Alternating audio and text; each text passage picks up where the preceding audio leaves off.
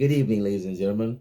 Once again, we are interviewing Louisiana Fred. This is part two of our interview, and we would like to thank Mr. Louisiana Fred once again for entertaining us and educating us um, in and on the harmonica. And he's also an inventor of the harmonica horn. How you doing, Mr. Louisiana Fred? I'm done fine this morning, Hooch. Done very fine. It's been a hell of a morning and journey in your musical career. So let's pick back up on the harmonica horn. How did you come up with that?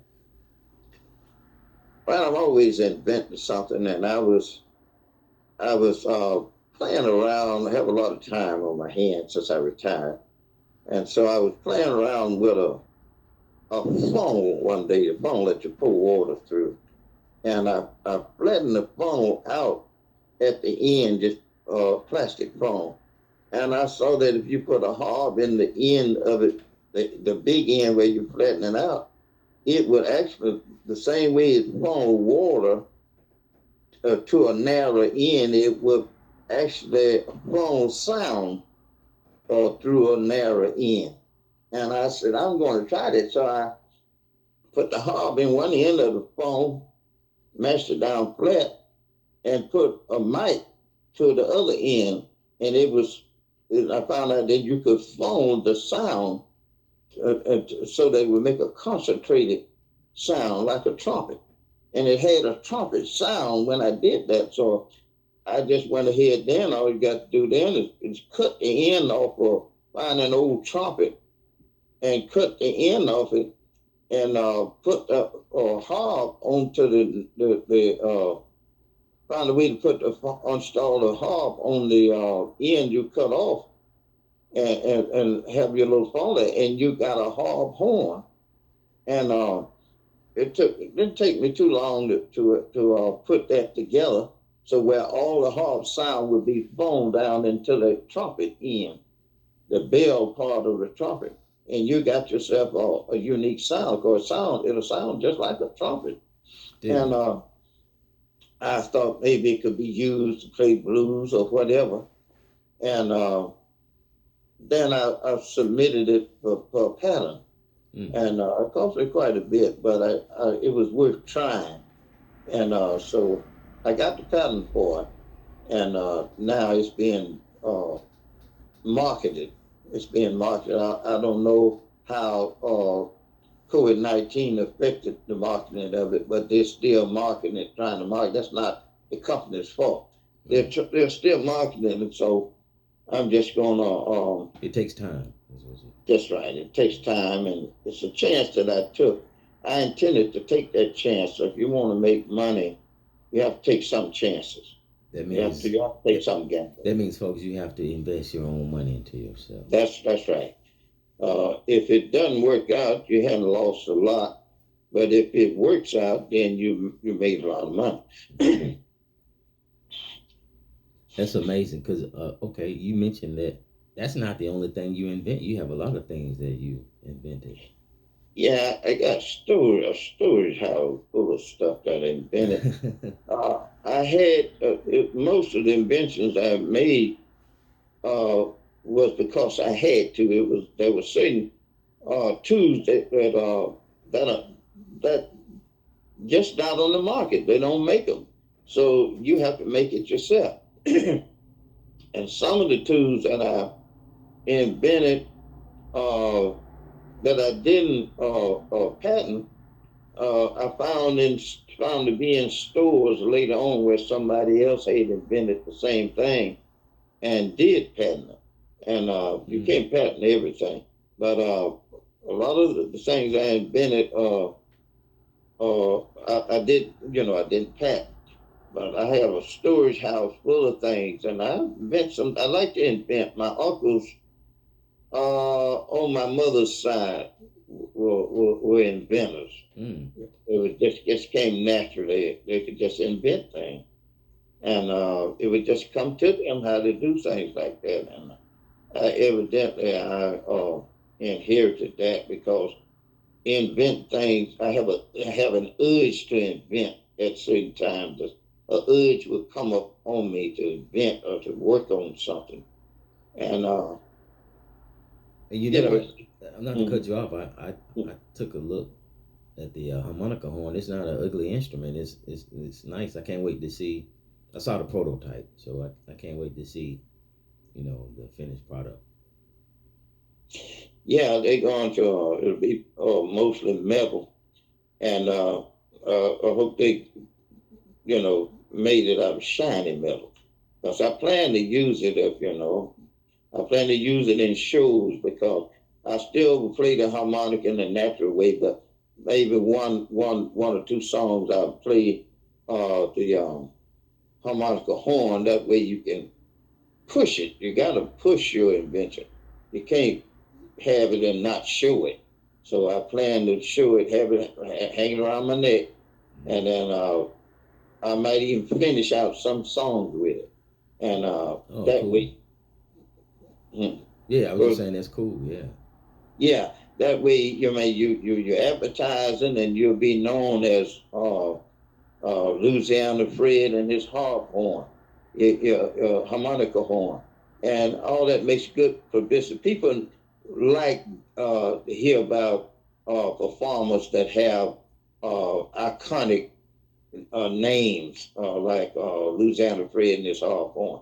It helps you a lot, Mm-hmm. and let's see you on the back of some your picture on the back of some magazine with your harp horn, and then you can have a good record out at the same top record at the same time. You can make millions, and so you have the potential to make millions. Right. I see it that way, and Mm-hmm. so that's what I like to do. It's not that I'm greedy. It's just fun to make money.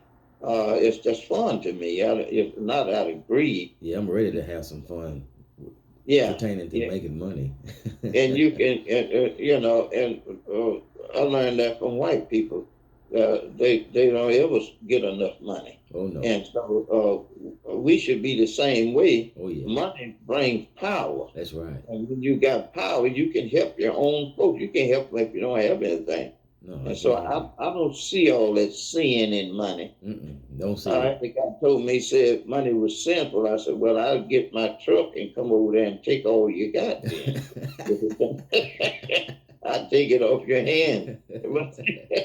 If it's that sinful, it's not sinful because you were trying to borrow money from me. Right. No, I try to install in all young people, get all the money you can. That's right. You're not worshiping money. You got that way that'll keep you off the welfare and give you some self respect. Get you Mm-hmm. some money. Right. Hmm. You can't even use the bathroom without money. It takes That's money. true. It takes money That's true. to do that. Yeah. We're living in a capitalistic country, Mm-hmm. and it's all about money in America. It's about money in America more than it is in any country. If your America revolves around money. So if you're gonna live here, and the white man is considered the ultimate alpha male, if you're gonna compete with him, you can't compete with him broke. You're gonna have to do what he does to compete, And and speaking he's of, after the dollar. that's right. And speaking of broke, don't forget to hit our Cash App $ True Bucks. It's TREWBUCKS. Hit that That's right. Cash App. It's about money. You got to have it. Got to have it. Hmm. Yep. But so that hawk horn helped me a lot. That was an idea that I haven't given up on. I plan to deal with the harp horn long as I live. That's going to be part of my identity. Louisiana Fred and his harp horn. I intend to work it into my acts and into my performances, and uh, it'll be hanging around my neck whenever I perform, wherever I perform. So if God give you a good idea, you have to stick with it. Right. And you have to set goals for yourself you know, and have a checklist, check them off. That's right. That's exactly right. I found out that people already love the harmonica. And so it's not, they love the sound of harmonica. They love to see an older black man playing. I don't know what it is about being an older black man. I don't see how he could play any better than anybody else, but that people love to see an older black man play a harmonica. And so I can give them that. Mm-hmm. That's an opening for me. Folk music and blues and gospel is open to the harmonica. There's a vacuum there to be filled, and I'm feeling that vacuum. People love the harmonica, so give them the harmonica. Then that means the harmonica is marketable, Give it all. and That's right. mhm, whatever is marketable, that's the way you need to go. If it's not marketable, then you don't need to deal with it. Wherever the need is, you need to supply that need. And there's an opening for harmonica players, especially older guys that can really play. And I'm an older guy and I can really play. So there's the opportunity, the possibility of you uh, uh, being, being rich and capitalizing on that. Because people just pour love out towards harmonica players. Their love just pour out toward harmonica players. So you can Mm-hmm. make money. Hey, I played a little bit of it last night on the gig again. But So that's good. The more you play, the better you'll get. drums. And I played with one stick, keeping the rhythm, and then I played the harmonica in my left hand. I'm not as good as you yet, but the rhythm, I got good rhythm. you, That gets me over. you remember the harp holder that I gave you? Right. Oh, Yeah, you that's put right. Yeah, yeah. you can keep both of your hands. That's when I gave it to you, where you can That's play right. with both your hands, and you'll get used to it. I gotta And keep when you that packed get in my bag. Yep, you sure Yeah, do. yeah, I gave it to you. I wouldn't have given it to anybody, but I gave it to you for you to remember me by. Mm-hmm. And you can take it and it'll set your hands free. Right. And, Okay. Yeah, that's mm-hmm. right. Yep. Let me ask you something. Don't forget to hit the thumbs up on this interview. This is good wisdom. Um, have you ever experienced racism in music?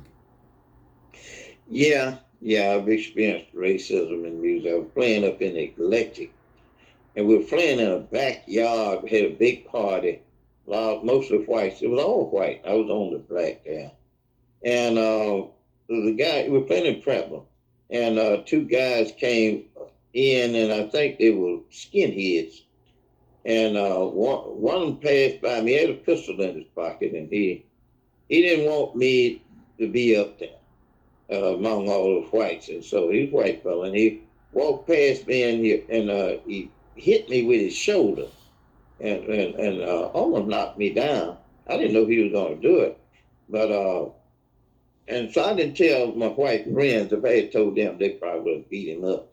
But I didn't want to start any trouble up there, so I just didn't say anything. And I've had maybe about two occasions when people acted prejudice on the set. I had one white guy tried to pick an argument with me while we were playing in in Prattville. But Cecil come and stood between the two of us, and I think he's about a third or fourth degree black belt. And he didn't want to mess with Cecil. Cecil is the band manager of. Band leader, and Cecil would have beat him up. I didn't want to get Cecil in any trouble, so but that's the only two times I had any trouble, and that's just two times out of maybe 10 years. So that's not bad. That's not bad. It's not bad at all. Yeah. No, I'm glad I and wasn't so there at that gig to see the shoulder bumping. yeah. I didn't know. I was going walking one way. He was walking the opposite way. So we were walking toward one another. I wasn't paying him any attention. I'm a pretty good sized guy, and so he was smaller. And if I had known he was going to do that, then he couldn't have done that.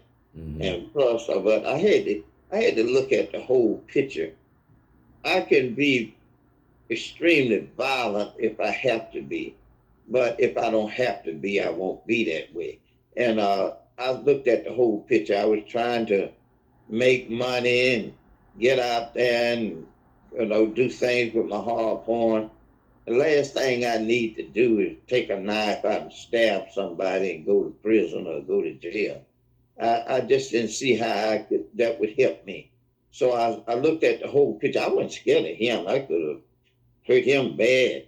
But I mean, the consequences was that I would mess myself up in the process. And he went away thinking he was bad, but I saw him as a little net. But you have to stay away from those negative things. Uh, uh, the end is that you'll destroy yourself. So I tried to stay away from that. Only way I would ever fight is that I didn't have any choice to save my life.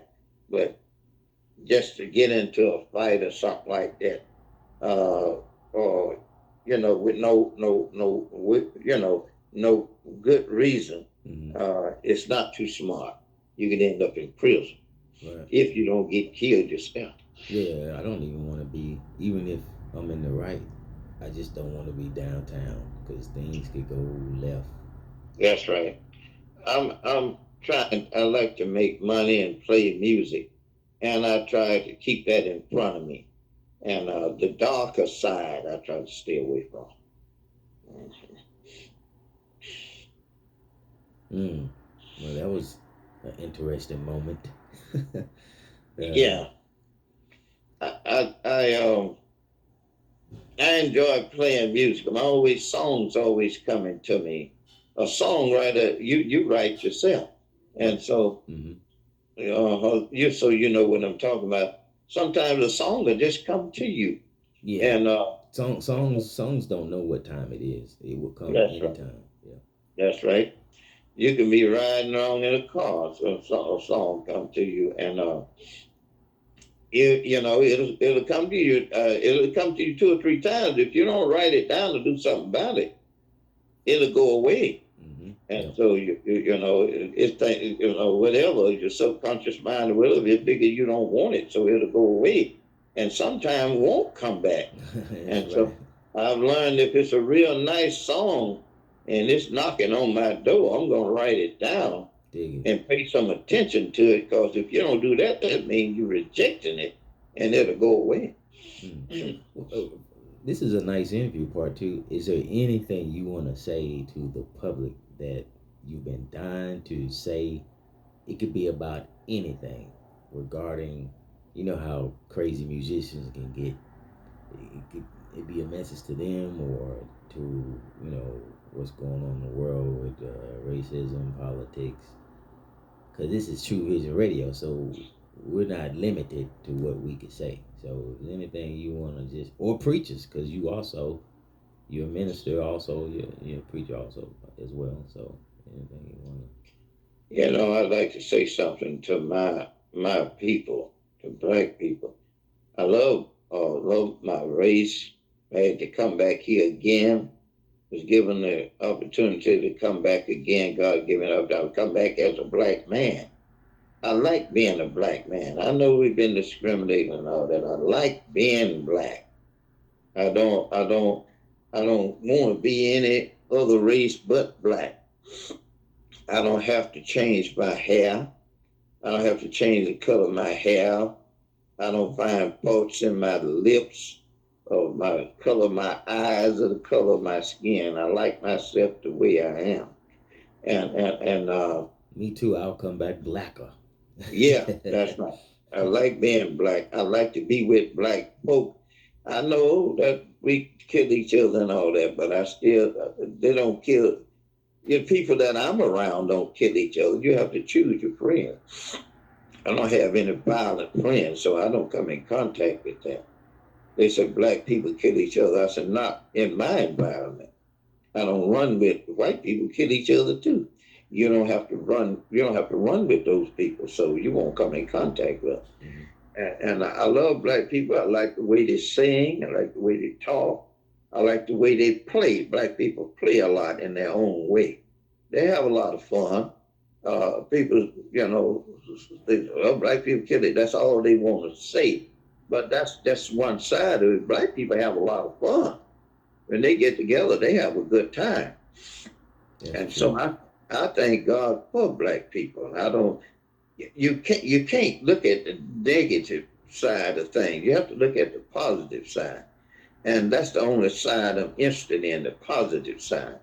There's some negative side to white folks' behavior, but I'm not looking for that. I'm looking to the positive side. I have white friends, but I look to the positive side, and I have black friends. I look to the positive side. I don't come in contact with the negative side, and we have a great time. I just like to say to black people, you don't have to say much to black people anymore because they're getting it to be educated. That's one of the main flaws. They're getting to be educated, well rounded, well cultured, and there are no more fools out there. There are no more ignoramuses out there. They're smart now. I see black people on television, and most of them are educated. So that means you can stand on your own 2 feet. Then you know what's going on when you're educated. And I think if they keep getting educated like that, it's going to make a much stronger race because you're aware of what's going on. You know the same thing the white man knows. If you're educated, you know how stocks and bonds and annuities and investments. You know how all that works. And so you got the same chance he got when you know what he knows. And so I'm just very thankful that ways have opened for the black man to be literate now. He's not an Uncle Tom dummy. I see a new, smart, bright, intelligent black man emerging, the emergence of the intelligent black man. I see black men carrying attaches, and they're professors in colleges and Dig it. doctors in big hospitals and universities. That's right. That's right. This is the new Negro. The new And Negro. I see the black woman emerging. Let's talk. Yeah, talk about it. The doctorate degrees. Most of them have doctorates, not master's doctorates. And so that's new. That shows that the black, well, God loves the black Let's people stay on that too. black woman some more. I like when you talk about the women. Yeah. Yeah, she's emerging. She's emerging, and Yeah. she's actually kind of competing with the black man. He's gonna have to get up and go. I mean, That's don't right. I see the black man, they taking over. Well, they won't take over if you're a strong black male. You have to get up off your butt and get to work. That's You, true. But I still say with the women, they need to. A man loves a woman that will embrace her femininity. Don't we yeah, love you to sure. be educated. We like that, but don't Yeah. mistake that for you not being a woman. Yes, you're not going to become a man. I don't care how educated she is. She's not going to ever be a man. And, she could be one thing about a woman when she well educated, she's got two things going for her. She got her beauty and attractiveness, Oh plus yeah. she got her education. A black man, They're gonna get me from asking that question. so what now? They're gonna get me for asking that question. I had Oh, to. yeah. Yeah, that's all right. It's like you said, the black man is supposed to be the protector of the body, the man, not the woman. Right. And he's the protector of the body. I remember you said that time when some guy in the parking lot, when that drunkard approached you and your mother, she ran to you and ran behind you. Sure And did. the man is the protector of the body. And that makes sense because he's stronger. And God even said so. God ought to know what he's talking about. Oh yeah. If anybody knows what he's talking about, he knows. He was gonna get it too. That's right. Yeah. And so she ran behind her strong son Oh to yeah. protect her. And you'll give your life for Oh her yeah. if need be. And that's what a man's supposed to do. And so the black man is all right with me. He's been through all those 400 years of slavery, and he's been beat up, and we've been through all kind of emotional trauma. And so you can't just expect him to start off being equal to the white man when he's been behind for 400 years or more and been done like that. The black man is doing fine. He's doing fine to even survive. Been bred like dogs and humiliated all kinds of ways. So I thank God that he's doing as well as he's doing. Mm-hmm. That's enough to destroy a race when you put them through 400 years of that. Yeah, And that's true. so I think the black man and the black woman, they got to be strong to even survive. That's enough to destroy a race. So I think I don't find some of the faults. I saw one white guy criticized black folks. He said, black folks act like they're crazy. I said, well, 400 years of slavery is enough to run them crazy. Oh yeah. I said, you had a lot to do with running them crazy. So what you talking about? The hell you talking about? You had a whole lot to do with it. Now you have a whole lot to do with trying to help them. That's right. Where the hell are the reparations? Yeah. So if anybody can say anything about blacks, criticize black, let other blacks criticize, but the one that did it to them don't need to be criticized. Yeah. You the villain. Because You the one that put them in servitude and shackles. What the hell you talking about? All right. Yeah. Oh I don't want to hear nothing from you. You damn devil. And so it takes a real cruel person to do somebody like that. So you shut the hell up. And if somebody criticize, let me criticize. I criticize my brother, but I don't want nobody else to criticize. You should be saying, I'm sorry for what my race did to you all. I'm sorry. And that forgive us. I know I didn't do it, but you could say my foreparents did it, and I'm sorry for what they did to y'all. I love black people. Say it like that, but don't come up and criticize and say you don't know why they acting like they do. The hell you don't, because you the cause of it. It's just it's just like ships.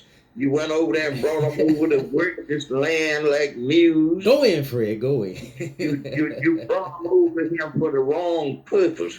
You brought them over here to abuse them, and when they got off the plantation, now you don't have no use for them because you didn't just bring them over here to be men. You brought them over here to be animals. Right.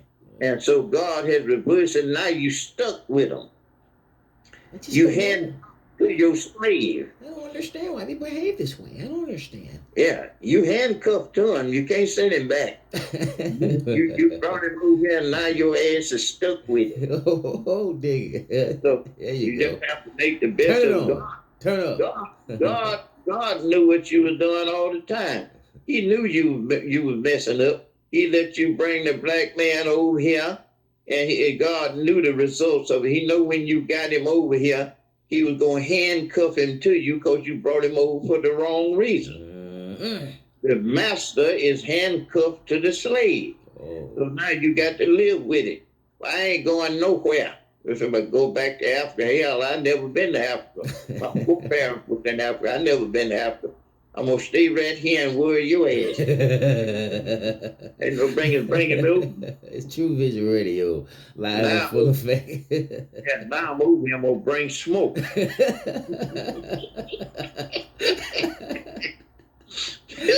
Go get me a white wife. Oh. Ain't no business bringing me over here. The hell you bring me over here for? And how about you go back home? This is my home. I ain't going nowhere. He might get you back over there. Now you at his woman. Yeah. It's too late now. Guess who's coming for dinner? A nappy head Negro. Sit down, no tape. His thumbs up on the video. Eat your food. And while you feed me, give me a big slice of watermelon. Sambo, damn teeth. Put the seeds all on. How you like to have a Sambo after you've done teeth? Sambo. Sambo for dinner. Da, da, da, da. I'm here now. You can't send me back. Hey, It's too damn late to send me back. hey, take your shoes off, put them under the sofa. Yeah. You just been introduced to Sambo.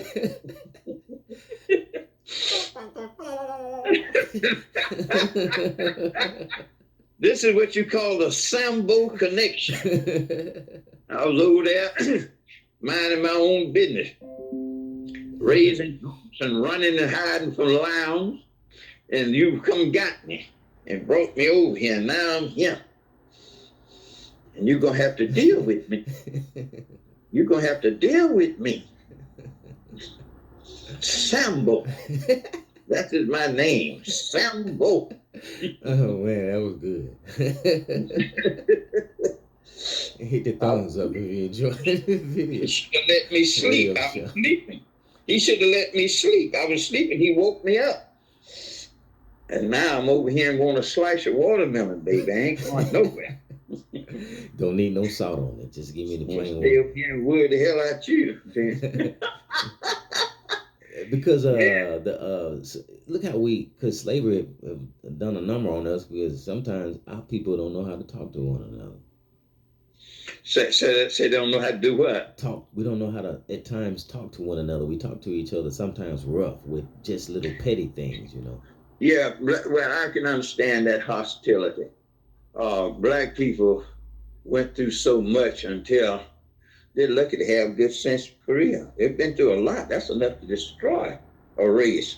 And so I fuss about how we don't dislike each other.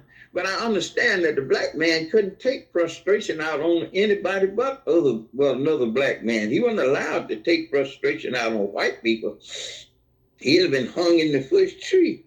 So he learned the only option was to take your frustration out on other black people. You wouldn't go to jail for beating up or killing another Negro. They encouraged that. Right. So over a period of time, they learned to take out frustrations on each other. Mm-hmm. The guy said, well, why don't they bomb black folks, white folks? I said, you know that answer to that?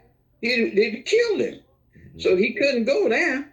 I hate people that are willfully ignorant. You know, but you just don't want to say. Yeah.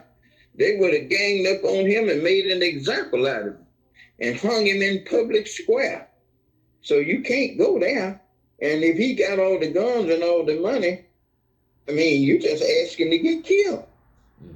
So they take their frustrations out on each other. That's a lot of people say, I don't understand. I said, yes, you do. You don't mess with the white man, do you? He said, no. I said, well, why don't you mess with him?